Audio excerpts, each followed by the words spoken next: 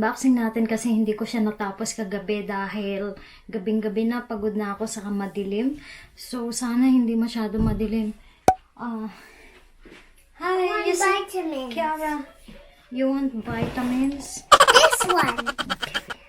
The orange one. Its name is orange. So, Osmo Pocket lang guys yung gamit natin. Close the door ha. So, unahin na natin yung mga damit.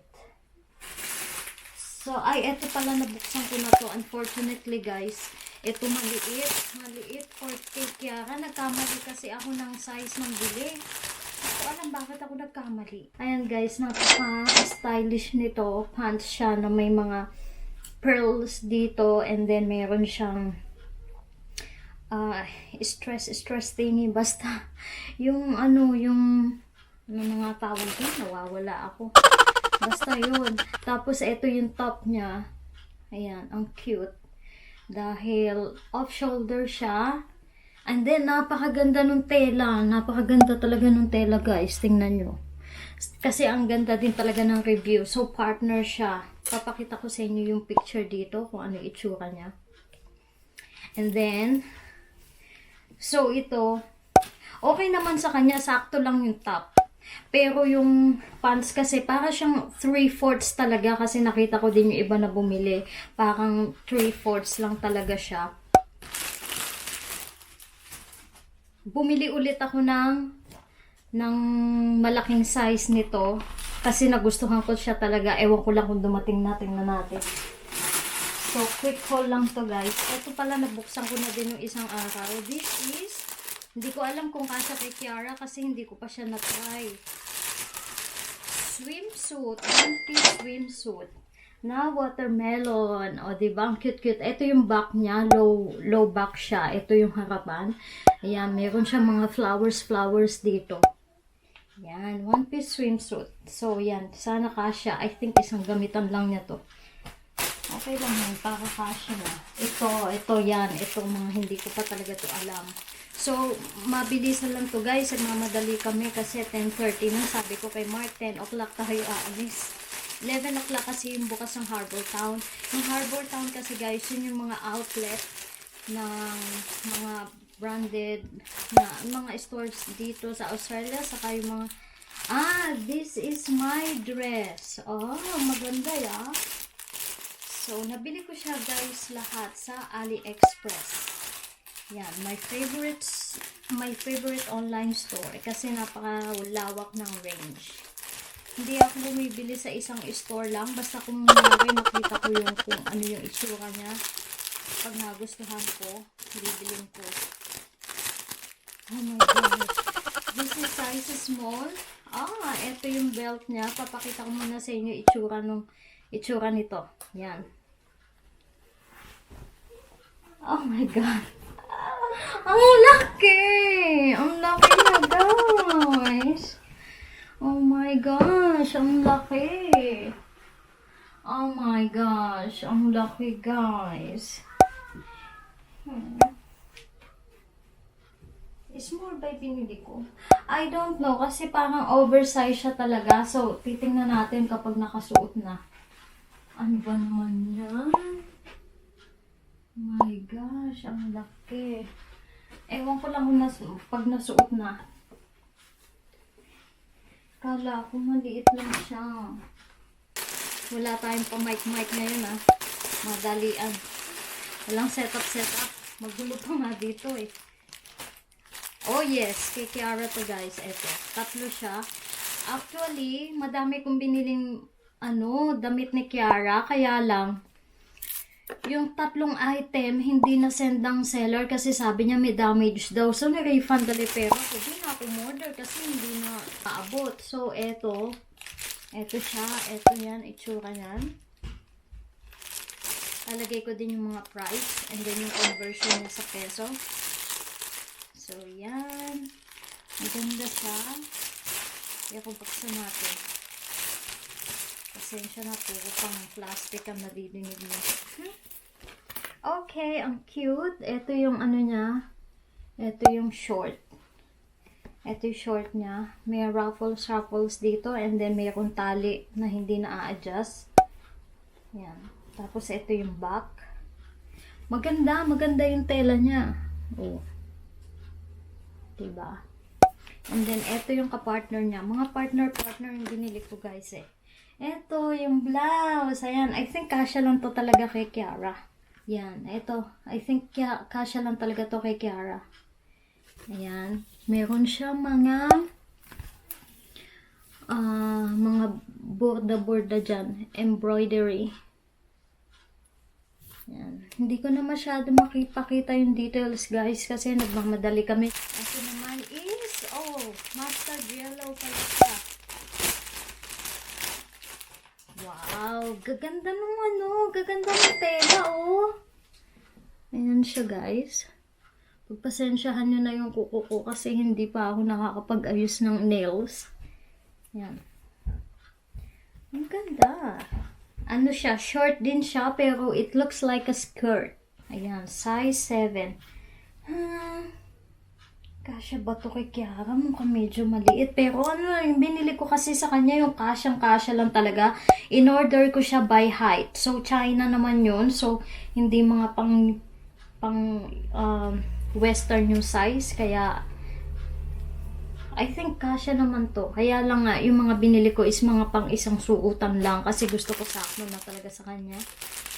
And then, ito green naman siya. See, meron siyang belt. Ang cute ng belt, guys. Ang cute. Yan. Ito yung itsura niya. Basta ipapop up ko na lang dyan.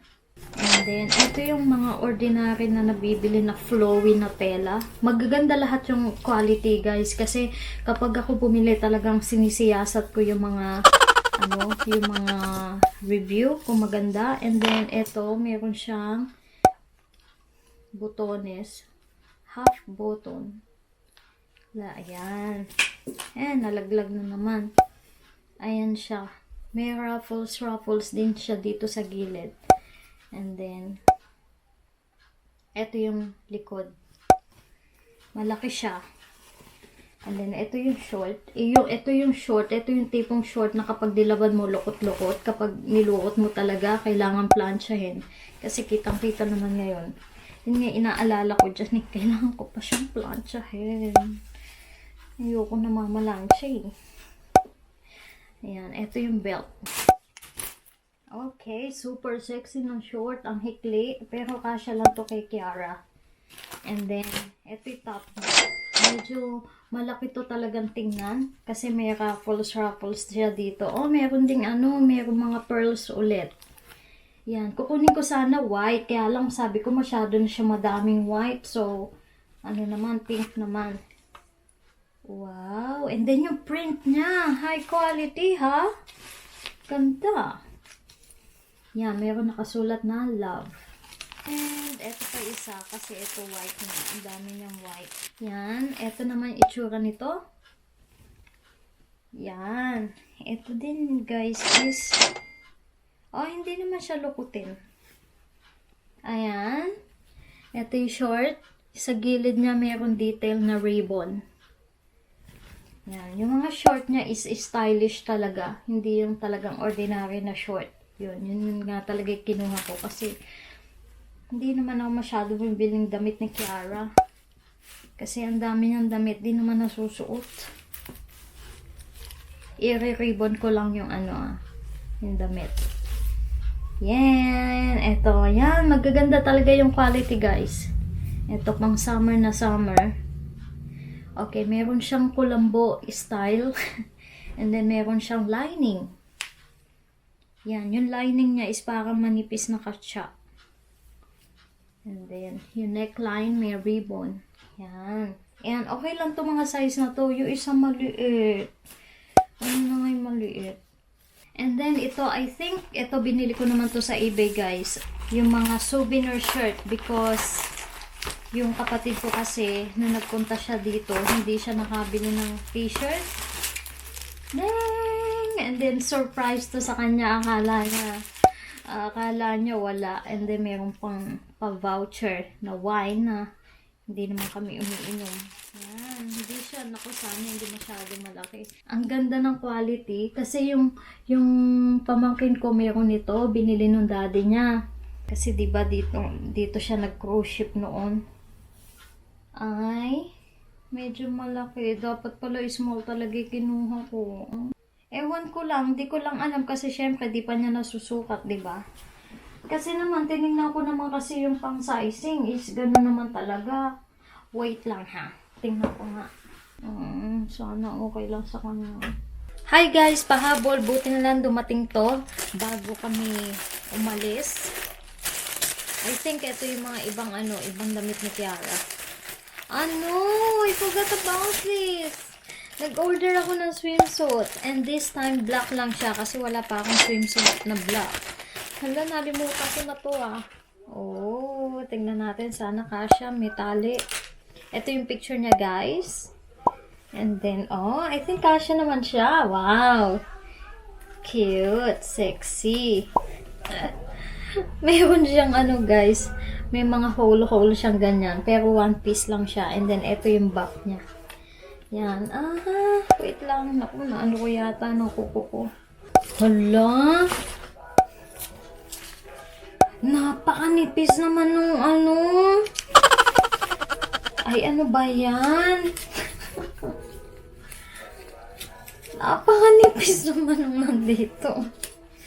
Grabe siya. Bakit ganun? Tama lang yun. Tapos ito, sana ito. Yes, finally guys. Dumating na. Di ba yung isang order kong ganito maliit kay Kiara? So, umorder ako ng mas malaki. Ang bilis umorder sa store na yun. So, nung nalaman ko na maliit, umorder kagad ako. And then dumating bago siya umalis.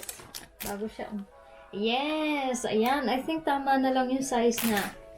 And then, ito yung pantaas. Halos kakawig lang ng isa. Hi guys, ito naman yung skinny jeans na high-waisted na nabili ko sa Shein. Pero sa AliExpress pa din siya. Main store yung Shein. And then, I love it. Nung hinatid ko si Kiara sa school, bumili ko sa Chemist Warehouse na I bought one lipstick and concealer. Papamili ko. And then, ito, bumili ko ng tawag dito, earrings for sensitive ears. 24 karat gold plated, sterilized, made in USA. $15. So, para siyang flower na may mga stones. Yan. Check natin to guys. Kasi diba bumili kasi ako ng tempered glass. And then yung pagdating dito sira siya. So sabi ko, basag. So sabi niya, papalitan niya. So nilagay na niya dito. Kasi dati sa envelope lang niya nilagay.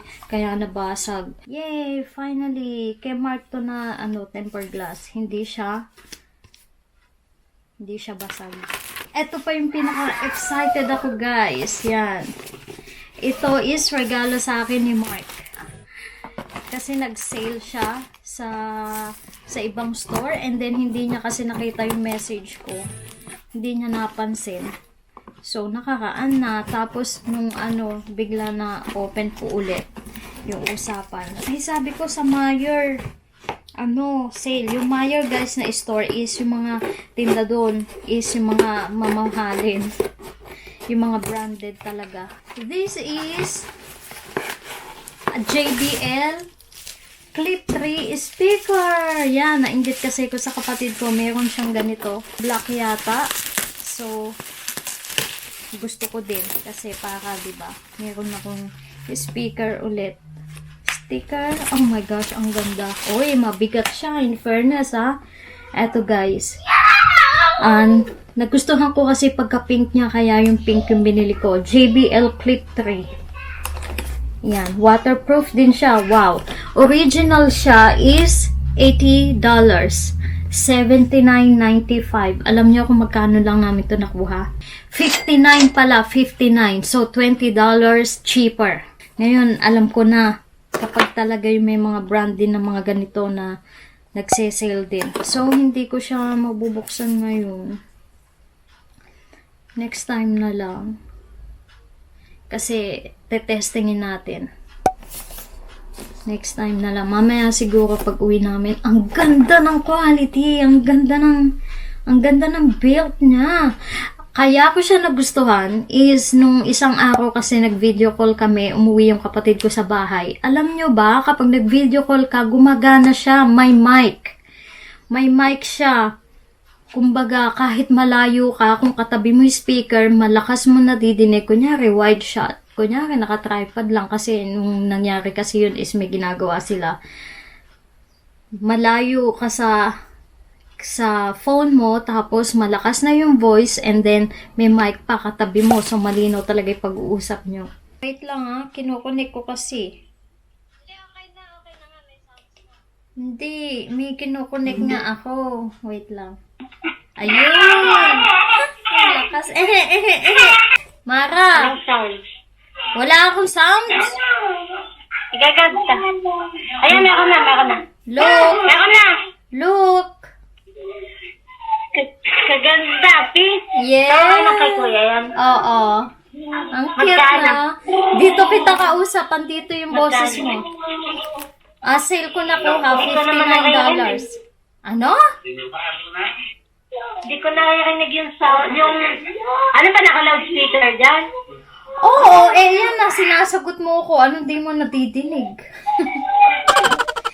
Mic to. Mic. Akala ko. Hindi, Pero speaker ganda nga naman siya. yung boses ko. Speaker nga siya. Tapos, andito din yung mic. At dito lumalabas yung boses mo. Sa speaker. Hindi umi-echo eh. Ha? Magkano yan? Umi-echo? Magkano? Teka, umi-echo? Hindi. Malakas ba? Kasi inaano ko eh. Naka-ano talaga. Nakahawak ng ganyan. Oo. And then yun nga, kasi madalas akong makinig sa YouTube. Minsan, syempre, hindi mo napapanood, pinapakinggan ko na lang. So, yan, ang cute, ang ganda niya. Dapat kunin ko yung gray. And then, meron pa tayo isang guys na i-unbox. This is from Firmoo. Firmoo eyeglasses and sunglasses. Okay guys, yun lang yung mga unbox natin ngayon. So, sana kung na-enjoy nyo yung video na to, mag-subscribe kayo, and then like nyo na din, and mag-comment na din kayo. Kung may mga tanong kayo, sasagutin ko sa comment section. See you!